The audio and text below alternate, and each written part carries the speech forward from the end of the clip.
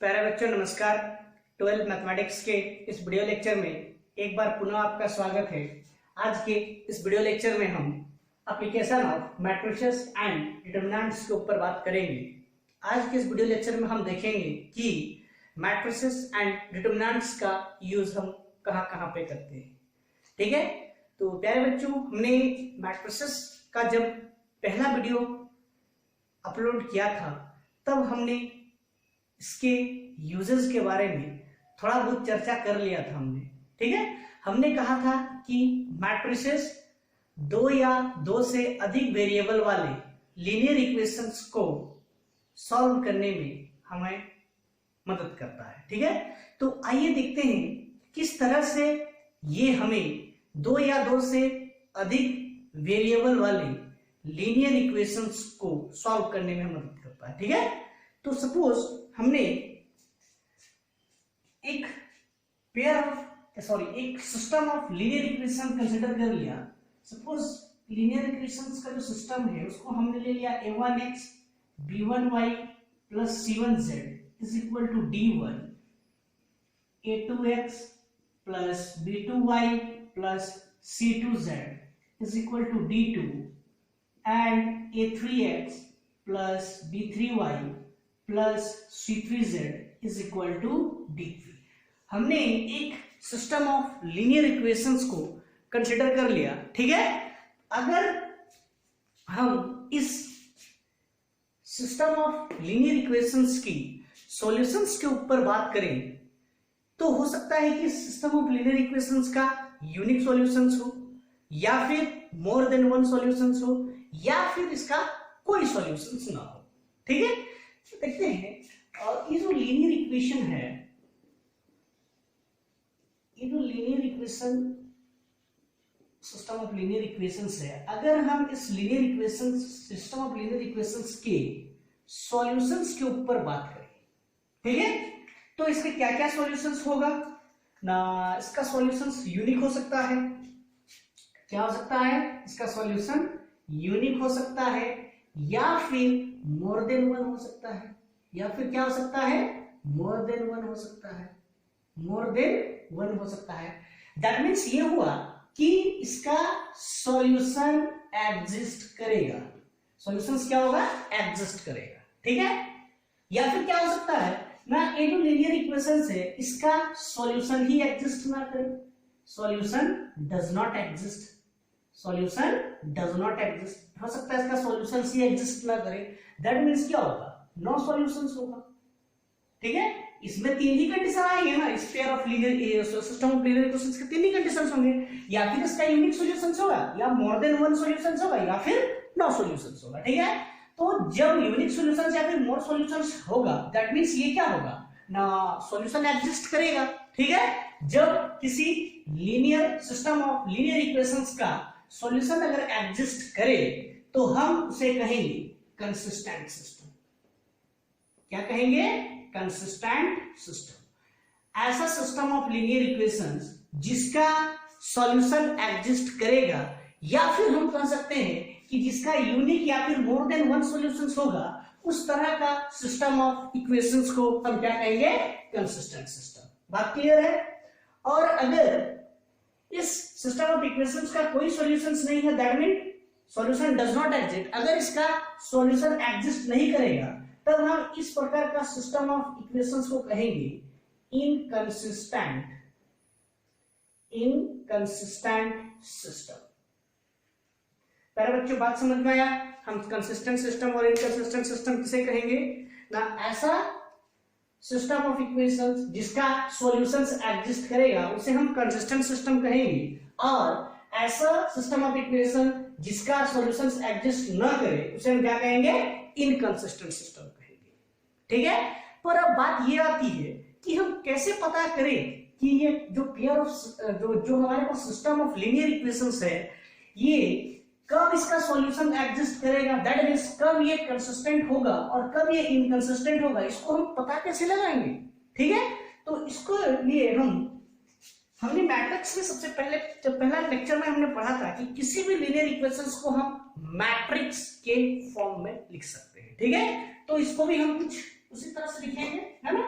तो इसको अगर हम मैट्रिक्स के फॉर्म में लिखना चाहें तो हम इसको लिख सकते हैं लेट, सपोज हमने एक मैट्रिक्स मान लिया ए, उस ए मैट्रिक्स के अंदर हम वो सारे एलिमेंट को रखेंगे जो उस सिस्टम ऑफ इक्वेशंस में वेरिएबल का काम करता है। ठीक है, तो वेरिएबल का काम कौन कर रहा है ना, एक्स वाई जेड। तो हम किसको रखेंगे ए मैट्रिक्स में ना, ए मैट्रिक्स में हम वो सारे एलिमेंट रखेंगे जो उस सिस्टम ऑफ इक्वेशंस के वेरिएबल का कोफिशिएंट होगा। ठीक है, तो क्या हो गया coefficient, a1 b1 c1 a2 b2 c2 and a3 b3 c3।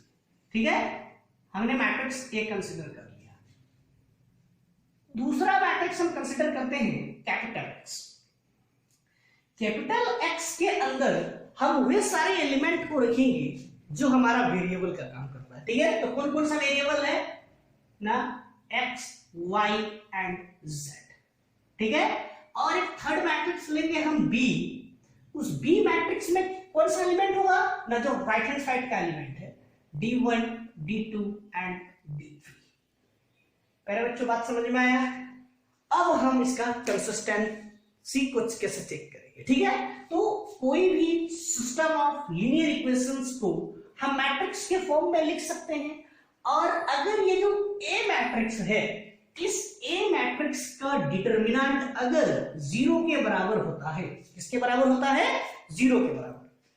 ठीक है प्यारे बच्चों, मेरा बात को फिर से थोड़ा सा ध्यान दीजिएगा। हम क्या कह रहे हैं ना, ये जो ए डिटरमिनेंट है, अगर इस डिटरमिनेंट ऑफ ए का वैल्यू 0 के बराबर नहीं हो, 0 के बराबर क्या नहीं हो, ठीक है, तब हम ये जो सिस्टम ऑफ लीनियर इक्वेशन से उसे हम क्या कहेंगे, कंसिस्टेंट सिस्टम कहेंगे। ठीक है, दैट मीन्स ये हुआ कि डिटरमिनेंट ऑफ ए अगर 0 के बराबर नहीं होगा, दैट मीन्स ये हुआ कि ये जो ए मैट्रिक्स है ये क्या होना चाहिए ना, नॉन सिंगुलर मैट्रिक्स होना चाहिए। क्या होना चाहिए, नॉन सिंगुलर मैट्रिक्स होना चाहिए। नॉन सिंगुलर मैट्रिक्स हम किसे कहते हैं, ऐसा मैट्रिक्स जिसका क्या हो, सॉल्यूशन जिसका डिटरमिनेंट क्या हो, 0 के बराबर ना हो, उस तरह का मैट्रिक्स को क्या कहते हैं, नॉन सिंगुलर मैट्रिक्स। ठीक है, अगर इसका डिटरमिनेंट ऑफ ए 0 के बराबर नहीं होगा तो जो सिस्टम ऑफ लीनियर इक्वेशन से वो क्या कहलाएगा, कंसिस्टेंट सिस्टम। और उस consistent system of linear equations में कितने सॉल्यूशंस होंगे, यूनिक सॉल्यूशंस होगा या फिर मोर देन वन सॉल्यूशंस होगा। बात क्लियर है? अब आते हैं हम इनकंसिस्टेंट सिस्टम पे। ठीक है, इनकंसिस्टेंट सिस्टम हम कैसे पता करेंगे ना, वापस वही ए मैट्रिक्स का हम डिटरमिनेंट फाइंड आउट करेंगे। अगर इसका डिटरमिनेंट 0 के बराबर हुआ, दैट मींस जो मैट्रिक्स ए होगा, डिटरमिनेंट अगर इसका 0 के बराबर होता है, अगर इसका डिटरमिनेंट 0 के बराबर होता है, दैट मींस जो मैट्रिक्स होगा वो एक सिंगुलर मैट्रिक्स होना चाहिए ना, सिंगुलर मैट्रिक्स होगा। ठीक है, तो अगर इसका डिटरमिनेंट ऑफ ए अगर 0 के बराबर हुआ, तब हमारे पास दो और कंडीशन आएंगे। ठीक है, पहला कंडीशन होगा, पहला जब डिटरमिनेंट ऑफ ए 0 के बराबर होगा, तब हमें दो और एक्स्ट्रा काम करना है। सबसे पहला काम होगा हमारा adjoint of A into B हम फाइंड आउट करेंगे। ठीक है, अगर ये 0 के बराबर ना हो, अगर ये 0 के बराबर ना हो, तब हम सिस्टम को कहेंगे इनकंसिस्टेंट सिस्टम। क्या कहेंगे ना, इनकंसिस्टेंट सिस्टम। ठीक है, और अगर adjoint of A into B अगर ये 0 के बराबर हो गया, तब ये जो सिस्टम ऑफ लीनियर इक्वेशन है, ये कंसिस्टेंट और इनकंसिस्टेंट दोनों कहलाएंगे। ये इस बात पर निर्भर करेगा कि वो जो सिस्टम ऑफ लीनियर इक्वेशन है उसके मेनी सॉल्यूशंस हैं या फिर नो सॉल्यूशंस है। बात क्लियर है? ये दोनों के समझ में आया आप लोग को? हमने क्या कहा, adjoint of A into B अगर 0 के बराबर नहीं हुआ तो वो इनकंसिस्टेंट सिस्टम कहलाएगा।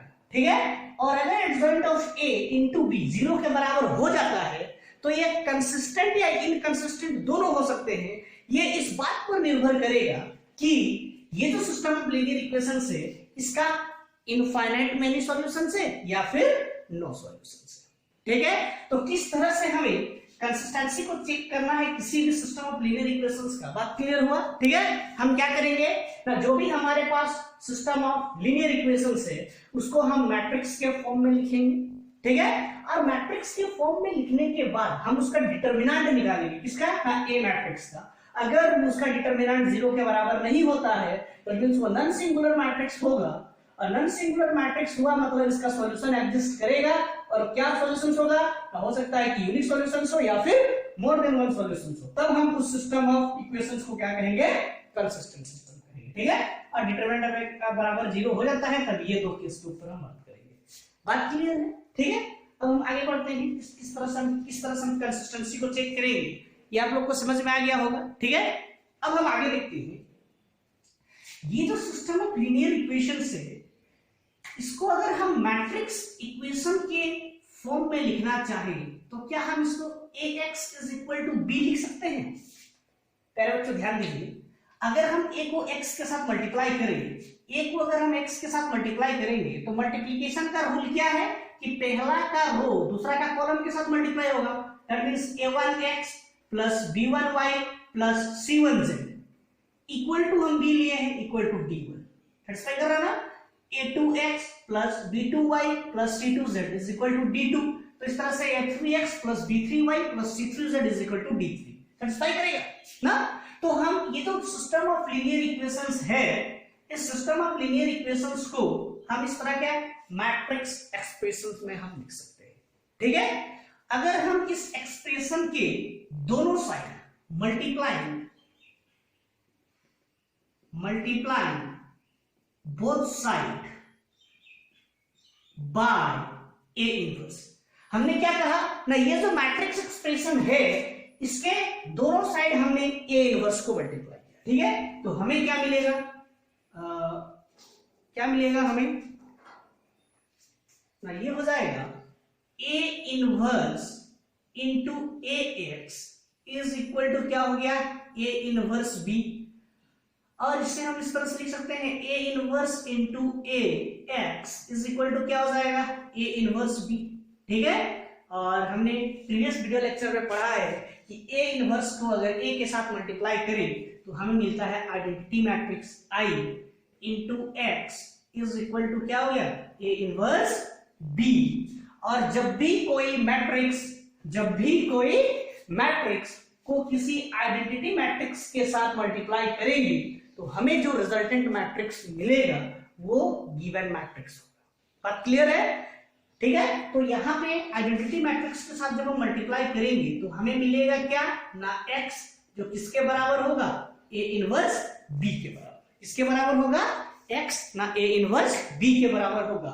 और इनिशियली हमने x इसको कंसीडर किया था ना, x y z को। तो दैट मींस अगर हमें किसी भी सिस्टम ऑफ लीनियर इक्वेशंस का अगर सॉल्यूशन फाइंड आउट करना है तो दैट मींस हमें ए इनवर्स निकालना पड़ेगा और उसको b से मल्टीप्लाई करना होगा। ठीक है, तब हमें x y z का क्या मिलेगा ना, वैल्यू फाइंड आउट हो जाएगा। ठीक है, तो प्यारे बच्चों समझ में आया किस तरह से हम दो या दो से अधिक वेरिएबल वाले सिस्टम ऑफ इक्वेशंस का वेरिएबल्स का वैल्यू निकालेंगे ना। क्या करेंगे, सबसे पहले हम ए इनवर्स फाइंड आउट करेंगे और b के साथ हम क्या करेंगे, मल्टीप्लाई करेंगे। ध्यान रहे ए वो मैट्रिक्स होगा जो उस सिस्टम ऑफ इक्वेशंस के वेरिएबल का कोएफिशिएंट से बना होगा। ठीक है, और बी वो मैट्रिक्स होगा जो उस सिस्टम ऑफ इक्वेशंस का राइट हैंड साइड का एलिमेंट होगा। ठीक है, तो ये जो प्रोसेस है हमारा ना, कौन सा प्रोसेस ना, किसी भी सिस्टम ऑफ लीनियर इक्वेशंस को निकालने, सिस्टम ऑफ लीनियर इक्वेशंस के जो वेरिएबल है उस वेरिएबल को निकालने का जो प्रोसेस है, जो मेथड है, इस मेथड को हम कहते हैं मैट्रिक्स मेथड। क्या कहते हैं, मैट्रिक्स मेथड। ठीक है, तो इस सिस्टम ऑफ लीनियर इक्वेशंस में जब भी हम x y z का वैल्यू निकालेंगे तो उस मेथड का नाम क्या होगा, मैट्रिक्स मेथड। ठीक है, और निकालने के लिए हमें करना क्या है ना, a इनवर्स से b को मल्टीप्लाई करना होगा। और a इनवर्स निकालते कैसे हैं ना, a inverse is equal to formula होता है हमारा adjoint of A by determinant of A. इस फॉर्मूला के ऊपर हमने विस्तार पूर्वक पिछले वीडियो लेक्चर में चर्चा किया हुआ था, ठीक है। तो आइए प्यारे बच्चों, अब हम एक्सरसाइज 4.6 के कुछ क्वेश्चंस का कंसिस्टेंसी के ऊपर बात करते हैं कि किस तरह से हम उसका कंसिस्टेंसी को चेक करेंगे, ठीक है। आइए प्यारे बच्चों, एक्सरसाइज 4.6 का क्वेश्चन नंबर 1 के ऊपर हम बात करते हैं। क्वेश्चन क्या कहता है, examine the consistency of the equation in question number 1 to 6। Question number 1 से लेकर 6 तक में जितने भी क्वेश्चन हैं उन सभी क्वेश्चंस का हमें कंसिस्टेंसी के ऊपर बात करना है, ठीक है। तो हमें करना क्या है, सबसे पहले मैट्रिक्स कंसीडर करेंगे हम। लेट ए इक्वल टू, ए कौन सा मैट्रिक्स होगा, तो वो मैट्रिक्स जो वेरिएबल का कोएफिशिएंट से बनेगा, ठीक है। तो क्या है यहाँ 1 2 2 एंड 3। एक्स हम एक मैट्रिक्स लेंगे, कौन सा मैट्रिक्स होगा, जो वेरिएबल है एक्स वाई, एंड एक मैट्रिक्स लेंगे हम बी 2 एंड 3। हमें सबसे पहले करना क्या है, determinant of A find out करना है। क्या हो जाएगा, 3 1 जा 3 माइनस 2 2 जा 4 व्हिच इज इक्वल टू क्या निकला, -1, जो 0 के बराबर नहीं है, ठीक है। Since determinant of A is not equal to 0, determinant of A हमारा 0 के बराबर नहीं है, ठीक है। therefore system of equation, therefore given system of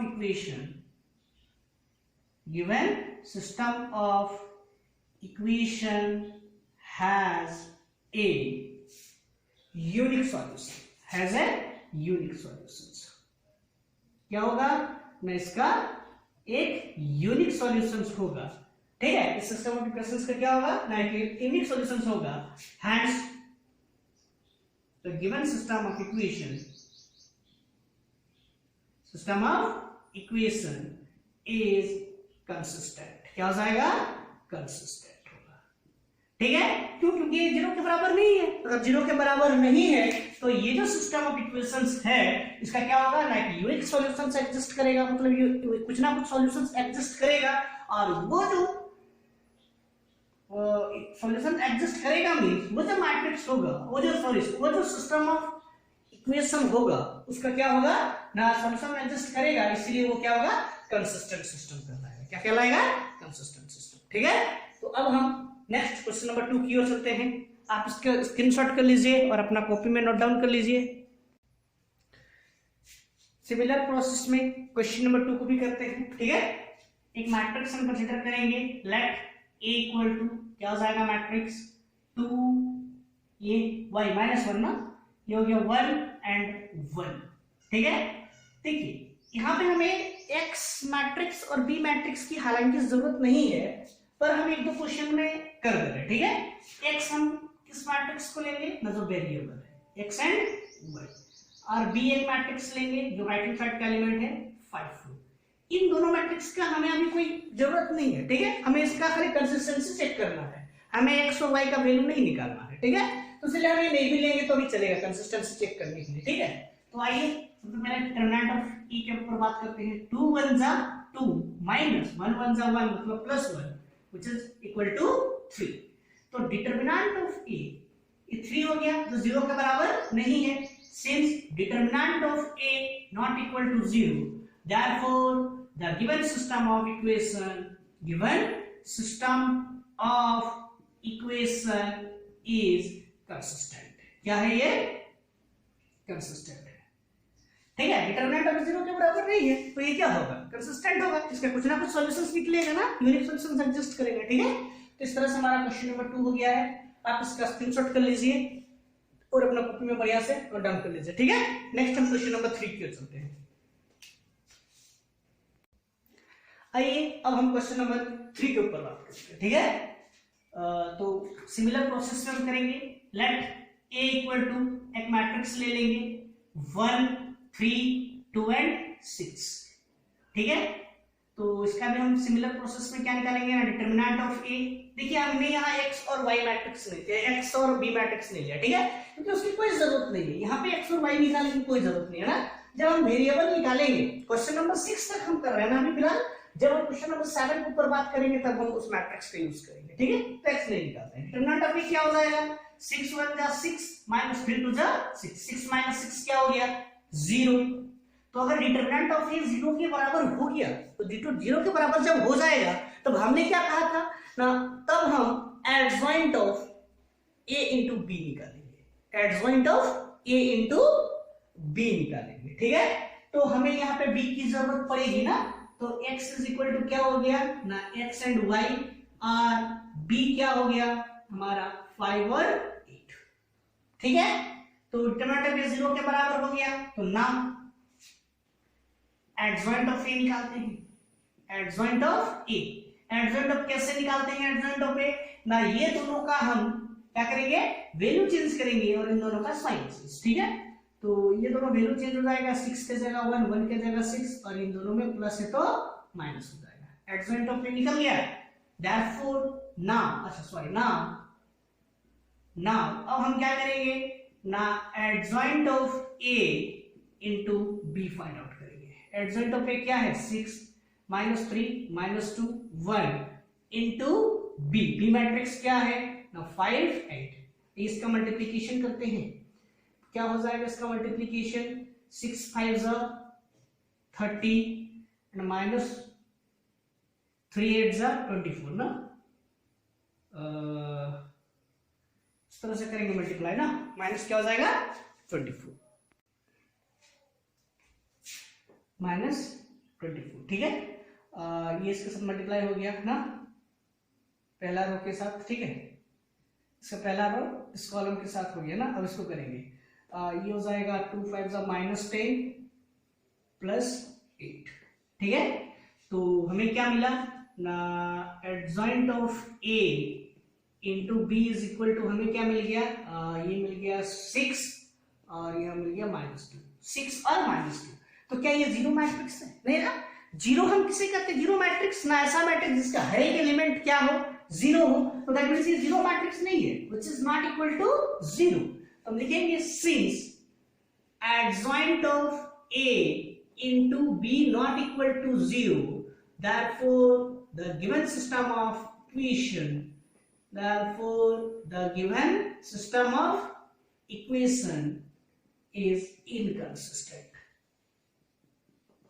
क्या है ना, ये इनकंसिस्टेंट है, क्यों, क्योंकि adjoint of a into b 0 के बराबर नहीं हुआ ना। तो इसी केस का हमने तभी बढ़िया से डिस्क्राइब किया था, ठीक है। तो आप इसको थोड़ा सा वीडियो को बार बार देखिए और ये जो केस है इसको समझने का प्रयास कीजिए, ठीक है। Adjoint of a into B हम तभी फाइंड आउट करेंगे जब डिटरमिनेंट ऑफ a क्या हो 0 के बराबर हो।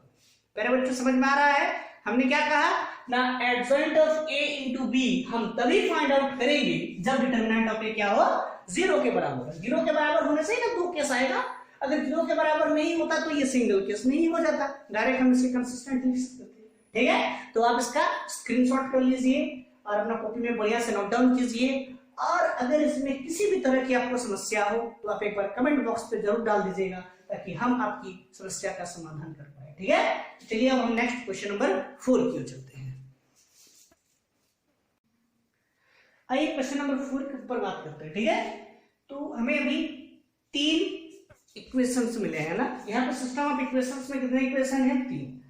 अगर इसमें बात हम गौर करें तो पहला जो सिस्टम ऑफ इक्वेशन में x वाई जेड कोएफिशिएंट 1 1 1 है, सेकंड में 2 3 2 है, एंड थर्ड में क्या है a a 2a है, ठीक है।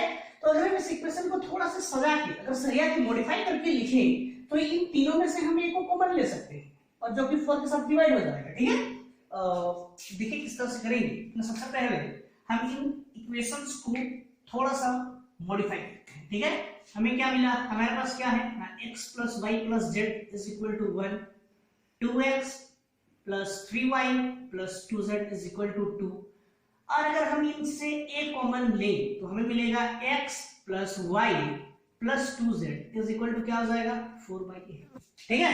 अब हम यहाँ मैट्रिक्स कंसीडर करेंगे, let a equal to, a क्या है 1 1 1 1 1 1, ये हो गया 2 3 2 एंड 1 1, ठीक है। आइए इसका डिटरमिनेंट ऑफ a कैलकुलेट करते हैं। 1 लेंगे, उस कॉलम को उस रो को डिवाइड करेंगे, 3 2 जा 6 माइनस 2 1 जा 2, सेकंड में माइनस लेंगे, उस कॉलम और उस रो को डिवाइड करेंगे, 2 2 जा 4 2 2 जा 4 माइनस 2 1 जा 2 प्लस 1 को लेंगे वापस उस कॉलम उस रो को डिलीट करेंगे 2 1 जा 2 माइनस 3 1 जा 3 तो 6 minus 2 is 4 4 into 1 4 minus 2 is 2 that means minus 2 2 minus 3 is minus 1 तो therefore determinant of a is equal to हो गया 4 minus 3 is 1 which is not equal to 0 क्या हो गया ये ना ये 0 के बराबर नहीं है ठीक है जब ये 0 के बराबर नहीं है therefore the given system of equation therefore the given system of equation is consistent क्या है ये डिटरमिनेंट ऑफ 0 के बराबर नहीं है दैट मींस ये क्या हो गया ना ये एक कंसिस्टेंट सिस्टम हो गया ठीक है तो प्यारे बच्चों आप इसका स्क्रीनशॉट कीजिए और अपना कॉपी में नोट डाउन कर लीजिए ठीक है हम नेक्स्ट क्वेश्चन की ओर चलते हैं नेक्स्ट हम क्वेश्चन नंबर 6 के ऊपर बात करेंगे ठीक है हमने 4 के बाद 6 इसलिए लिया कि क्वेश्चन नंबर 5 आप खुद से करो ठीक है क्वेश्चन नंबर 5 आप लोग के लिए क्या होगा तो क्वेश्चन नंबर 5 आप लोग के लिए होमवर्क है ठीक है आप एक बार क्वेश्चन नंबर 5 को ट्राई कर लीजिएगा ठीक है देखते हैं question number 6 let a equal to हम एक मैट्रिक्स लेंगे a इक्वल टू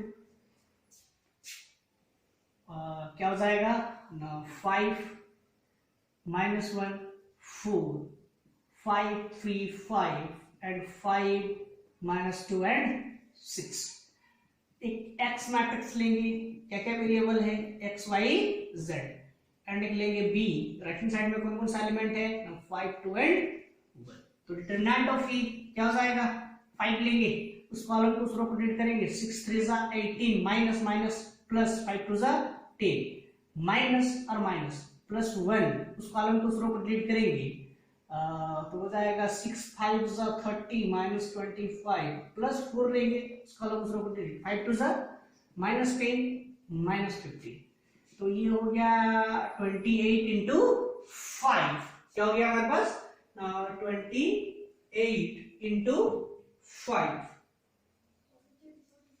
ठीक है ये हो जाएगा 140 प्लस 30 माइनस 25 5 प्लस ये हो गया 25 4 माइनस ठीक है 100 क्या निकला 100 तो ये हो गया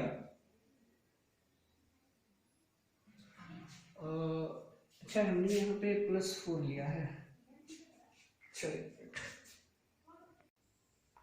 तो ये हो गया 145 minus 100 which is equal to 45 determinant of क्या निकला 45 0 के बराबर नहीं है अगर ये 0 के बराबर नहीं है दैट मींस ये कौन सा सिस्टम होगा कंसिस्टेंट सिस्टम ना देयरफॉर गिवन सिस्टम ऑफ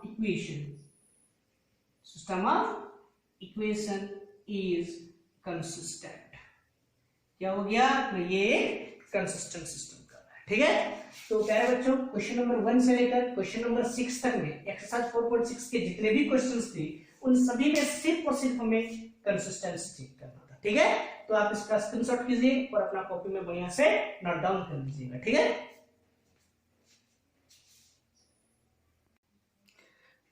आइए अब हम नेक्स्ट क्वेश्चन की चलते हैं नेक्स्ट क्या क्वेश्चन है हमारे पास ना solve system of linear equation by matrix method question number from 7 to 14 question number 7 से लेकर 14 तक में जितने भी क्वेश्चंस हैं उन सभी क्वेश्चंस को हमें मैट्रिक्स मेथड में फाइंड आउट सॉल्व करना है ठीक है मैट्रिक्स मेथड में अगर सॉल्व करना है दैट मींस हमें जो सिस्टम ऑफ लीनियर इक्वेशंस में वेरिएबल है उन वेरिएबल का वैल्यू फाइंड आउट करना है ठीक है तो आइए इसका सॉल्यूशंस पर बात करते हैं किस तरह से ठीक है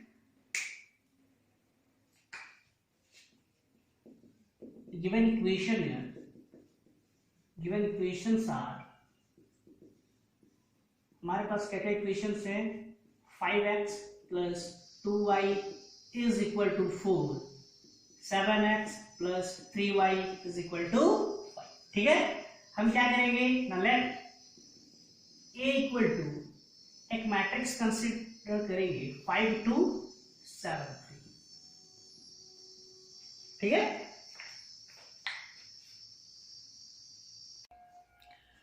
तो हमने ये मैट्रिक्स कंसीडर कर लिया नेक्स्ट हम x कंसीडर करेंगे एक्स कौन कौन सा वेरिएबल है हमारे पास ना, एक्स एंड वाई, एंड एक मैट्रिक्स लेंगे हम बी, इसमें राइट हैंड साइड के एलिमेंट को रखेंगे 4 एंड 5। तो डिटरमिनेंट ऑफ ए क्या होगा ना, 5 3 15 minus 7 2 14, which is equal to 1. Since determinant of A is not equal to 0, therefore the given system of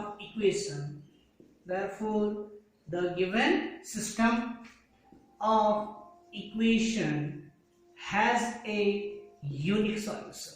क्या होगा ना, इसका यूनिक सॉल्यूशंस होगा. Therefore the given system of equation is consistent. क्या हो जाएगा ना, ये कंसिस्टेंट हो जाएगा. और जैसे ही ये कंसिस्टेंट होगा, दैट मींस इसका एक यूनिक सॉल्यूशंस तो होगा ही ना, कंसिस्टेंट का मतलब यूनिक सॉल्यूशंस होगा. तो अब हम सॉल्यूशंस निकालेंगे. ठीक है, तो सॉल्यूशंस के लिए हमें क्या चाहिए ना, एडजॉइंट ऑफ ए. क्या चाहिए हमें, एडजॉइंट ऑफ ए.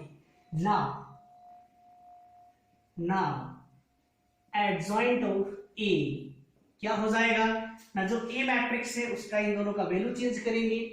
ठीक है, शॉर्टकट मेथड में हम कर रहे हैं ना, दोनों का वैल्यू चेंज करेंगे और इन दोनों का साइन चेंज. ये तो हम माइनर और कॉफैक्टर निकाल के कर सकते हैं ना, लेकिन 2/2 ऑर्डर का अगर हमें एडजॉइंट निकालना है तो हम किस तरह से शॉर्टकट मेथड में करते हैं, इसके ऊपर हमने बात किया था ना. एडजॉइंट ऑफ ए हमारे पास आ गया. ठीक है, तो सिंस अच्छा ये एडजॉइंट ऑफ ए निकल गया, therefore A inverse is equal to क्या हो जाएगा ना, adjoint of A by determinant of A. तो therefore A inverse is equal to हो गया adjoint of A 3 - 2 - 7 5 divided by determinant of A. Therefore A inverse is equal to हो गया 3 - 2 - 7 and 5. A inverse निकल गया. अब A इनवर्स जब निकल गया तब हम इसका सॉल्यूशंस के ऊपर बात करेंगे. Since we have ax is equal to क्या था हमारे पास b, therefore x is equal to क्या हो जाएगा a इनवर्स b. तो x को हम किस तरह से फाइंड आउट करेंगे ना, a इनवर्स को अगर हम b के साथ मल्टीप्लाई करें तो हमें x इजिली मिल जाएगा. ठीक है, तो x इज इक्वल टू हो गया a इनवर्स. A इनवर्स क्या है 3 - 2 - 7 5 इंटू b. b मैट्रिक्स क्या है ना, 4 एंड 4. ठीक है, अब हम इसका मल्टीप्लीकेशन करेंगे. ठीक है, तो मल्टीप्लीकेशन करते हैं. x इज इक्वल टू क्या मिलेगा 3 4 जा 12, ये हो गया -10. ठीक है, 7 4 जा -28 प्लस 25. तो ये हो गया x is equal to 2 and -3. तो देयरफॉर x हमने किससे कंसीडर किया था, x और y को ना, तो xy इज इक्वल टू हो गया 2 -3. ठीक है, thus x is equal to 2 and y is equal to -3 is the answer. ठीक है, तो हमारा आंसर क्या निकला, x is equal to 2 and y is equal to -3. आपका आंसर सही है या गलत आप इसको क्रॉस चेक भी कर सकते हो ना. कैसे, ये हमने क्लास 10 में पढ़ा था ना, किसी भी एक इक्वेशंस में हम बैठा देते हैं 5 into x का वैल्यू क्या है 2 प्लस 2 into y का वैल्यू कितना है -3. अगर ये राइट हैंड साइड के इक्वल आया तो सही है, 5 2 * 10 -3 2 * 6 is equal to 4. Right hand side के बराबर है ना, दैट मींस इसका सॉल्यूशंस क्या है, सही है. ठीक है, तो प्यारे बच्चों समझ में आया किस तरह से हम x और y का वैल्यू इजीली मैट्रिक्स मेथड में कैलकुलेट कर सकते हैं. ठीक है, आइए हम नेक्स्ट क्वेश्चन पे चलते हैं. क्वेश्चन नंबर 8 की ओर. आप फिलहाल इस क्वेश्चन को स्क्रीनशॉट कीजिए और अपना कॉपी में नोट डाउन कर लीजिए.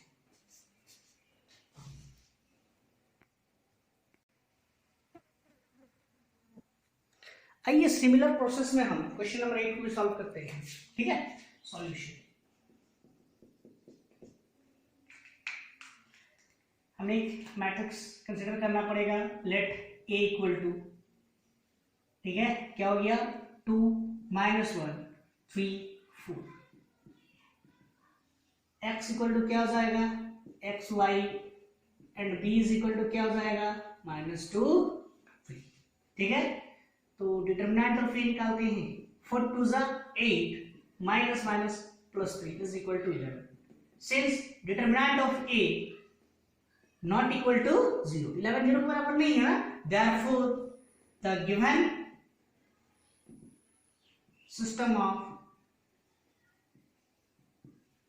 Equation is consistent. क्या होगा ना, ये गिवन सिस्टम ऑफ इक्वेशंस क्या होगा ना, कंसिस्टेंट होगा। और अगर ये कंसिस्टेंट हुआ मतलब इसका सॉल्यूशन एग्जिस्ट करेगा, ठीक है। तब हम क्या करेंगे ना, इसका एडजॉइंट निकालेंगे, ठीक है। देयरफॉर एडजॉइंट ऑफ ए क्या हो जाएगा ना, दोनों एलिमेंट को चेंज करेंगे और इन दोनों का साइन चेंज, -3 एंड +1, ठीक है। एडजॉइंट ऑफ ए निकल गया, ठीक है। तो now A inverse is equal to क्या होगा ना, A inverse is equal to हो जाएगा adjoint of A by determinant of A. तो therefore A inverse is equal to हो गया एडजॉइंट ऑफ ए। क्या है adjoint of A, 4 1 -3 2 divided by determinant of A क्या है ना, 11। तो हम लिख सकते हैं A inverse is equal to 1/11 4 1 -3 and 2, ठीक है। ए इनवर्स निकल गया। नाउ वी हैव हमें क्या पता है ना, x इज इक्वल टू क्या होता है, x इज इक्वल टू क्या होता है ना, ए इनवर्स b। तो x is equal to A inverse का वैल्यू कितना है, ए इनवर्स का वैल्यू कितना है ना, 1/11 4 1 -3 2 इनटू b मैट्रिक्स क्या है -2 and 3। तो ये हो जाएगा x is equal to 1/11 4 2 -8 plus 3 ये हो गया 6 प्लस ये टू 6। तो x इज इक्वल टू निकल गया 1/11, ये हो गया -5 और 12, ठीक है। तो x इज इक्वल टू हम लिख सकते हैं इसको -5/11 और ये हो जाएगा 12/11। तो x हमने किसको कंसीडर किया था ना, xy को। तो ये हो गया -5/11 और 12/11। thus x is equal to -5/11 and y is equal to 12/11। This is answer, ठीक है। आप चाहो तो इसका क्रॉस चेक कर सकते हो क्वेश्चन पे, ठीक है। आंसर सही है गलत है, तो आप इसका भी स्क्रीनशॉट लीजिए और अपना कॉपी में यहाँ से नोट डाउन कर लीजिए। आइए क्वेश्चन नंबर 9 के ऊपर बात करते हैं। Let a equal to 4 -3 3 -5 x equal to xy and b equal to 3 7, ठीक है।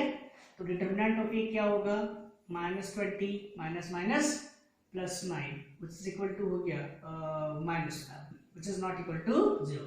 therefore the given system of equation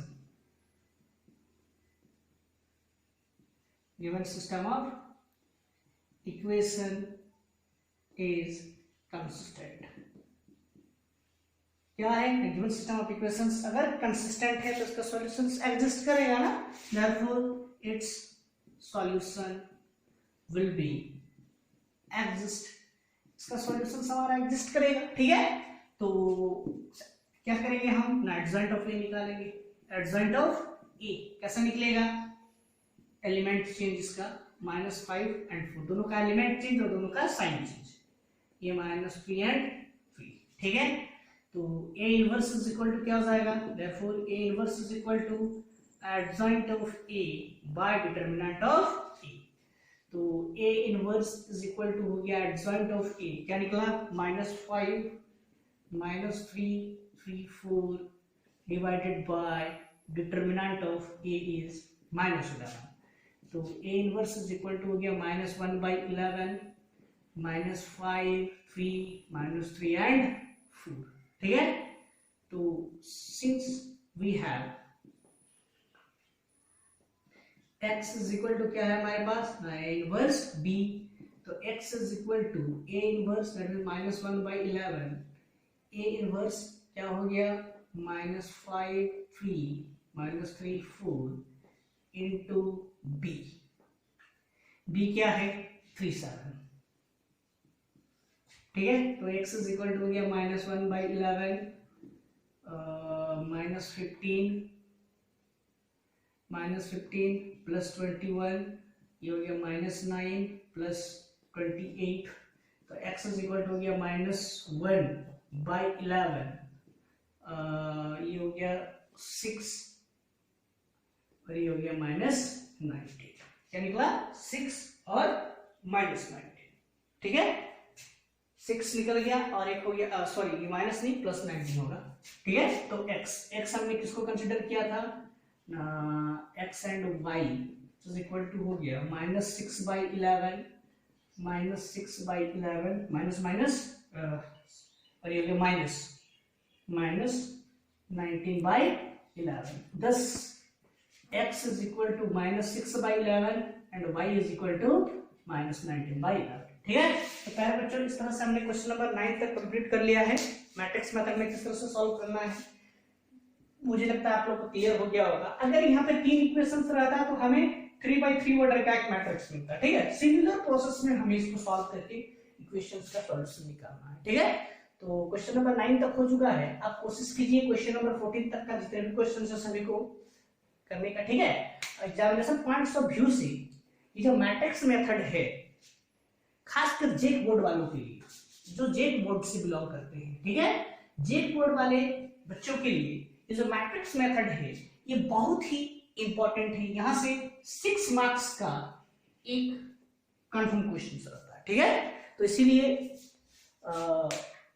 आप सभी विद्यार्थियों से मेरा विशेष अनुरोध है कि आप इसके जितने भी क्वेश्चंस हैं उन सभी क्वेश्चंस के ऊपर सभी क्वेश्चंस को बढ़िया से सॉल्व करने का प्रयास कीजिए। अगर नहीं बनता है तो आप कमेंट बॉक्स पे डाल दीजिए ताकि हम क्वेश्चन नंबर 10 से 14 तक के जितने भी क्वेश्चंस हैं उन सभी को हम सॉल्यूशन करेंगे, उन सब का ऊपर बात करेंगे, ठीक है। तो आज के वीडियो लेक्चर में हम इतना ही करते हैं। मैं उम्मीद करता हूं कि आप लोग को ये समझ में आ गया होगा, ठीक है।